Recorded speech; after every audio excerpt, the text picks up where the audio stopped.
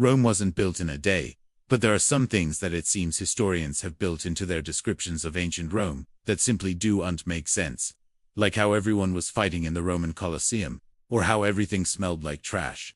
But what if those weren't entirely true? Hey everyone, welcome to my channel. Today we are going to be looking at some things about everyday life in ancient Rome that they just don't teach you anywhere else. If you enjoy stories like this, please consider supporting us by liking this video so we can keep making them. And now, let's get into it. When we imagine what daily life must have been like in ancient Rome, we probably think of crowds of people everywhere, all jostling to try and get where they need to go as quickly as possible. We picture streets filled with traffic, crowds gathered around street vendors, and general bedlam wherever people were. But recent studies have shown that traffic and crowding may not have been as big of an issue as we often assume, especially when it comes to those busy marketplaces. A study published in 2019 by the Journal of Roman Archaeology used computer modeling to estimate the amount of foot traffic in and around the Forum Magnum, the most important square in all of ancient Rome. The researchers created a model based on archaeological evidence for building placement, along with historical records for population size and other variables. This allowed them to develop an estimate of how many people would likely have been in the area at any given time. What they found was that, depending on the time of day and season, the density of people varied. But even during major festivals, the average crowd density was only about 43 people per acre. For comparison, during the busiest times in modern New York City, the density reaches over 60,000 people per acre. So while we may imagine that ancient Romans would have been shoulder to shoulder with one another, that really wouldn't have been the case unless they were attending some kind of event or festival. Instead, the average person could have gotten around without being constantly bumped into or stepped on. We often think of ancient Rome as having been incredibly dirty, stinky, and full of trash. We picture the streets as being piled high with garbage, flies everywhere, and a general lack of hygiene. That image is somewhat understandable considering the way that cities are portrayed in popular culture. But in reality, the situation was more complicated than that. Ancient Rome did, of course, have its share of garbage, but there were systems in place to try and keep the city from being overrun by it. Waste was typically disposed of through a series of public latrines, which were cleaned out regularly, and then taken away from the city by scavengers who would use it for cleaning or other purposes. While it's not exactly pleasant to think about, this practice of recycling waste helped keep the city clean and healthy. Additionally, there were regulations against throwing trash out at night, which may seem strange since we often associate nighttime with dumping garbage today. However, this rule was put into place because the streets were dark and dangerous at night, and throwing something out at random could result in someone slipping and falling or tripping.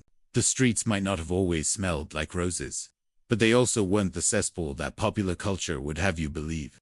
Food poisoning and other diseases caused by contaminated water and waste are unfortunately still common in many parts of the world today. And while it's hard to imagine that ancient Rome would have been better off than many developing countries today, surprisingly, they actually had a leg up on some modern areas. Thanks to advanced aqueducts and plumbing, clean drinking water was available to nearly every citizen in the empire. The water, however, wasn't clean enough to be used for washing or other hygiene practices, but it was more than clean enough to prevent disease and death from contaminated water. Unfortunately, the same couldn't be said for the sewage. Because of a lack of proper treatment, raw sewage often found its way back into the water supply, meaning that any water that came from a public fountain or aqueduct was more than likely contaminated with human waste. This led to outbreaks of disease and even killed several emperors. So while the water itself may have been clean, the sewage made it far from sanitary. Because ancient Rome was mostly made up of stone buildings, fires were relatively uncommon. When fires did break out, however, they could spread quickly through wooden beams and thatched roofs. So it was important for the citizens to have a system in place to deal with them. Emperor Nero infamously lost his entire palace complex to a fire. And part of the reason for this was that he didn't have access to the new firefighting technology being developed by the military. When the fire broke out, the emperor's personal firefighters were unable to contain it, and so they signaled for help from the military, whose firefighters had access to metal helmets and hooks to help them work. By the time they arrived, however, the damage was done, and the complex was destroyed. While the Romans were aware of the benefits of concrete, they largely avoided using it for building materials, instead preferring to use stone.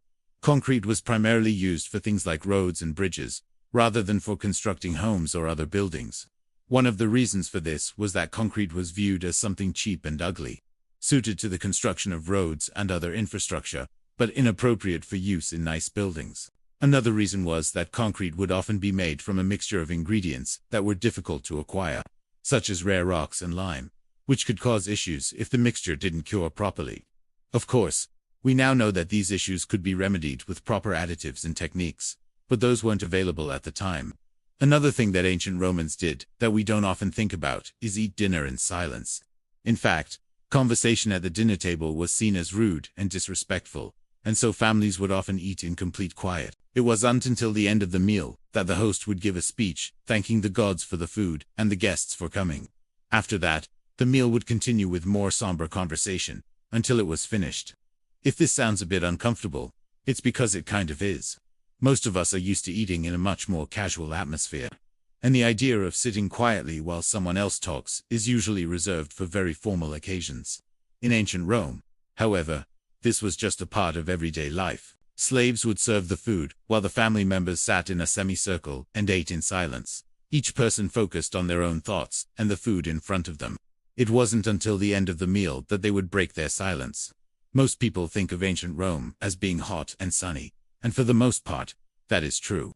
But the winters in Rome can get cold and rainy, just like any other temperate climate.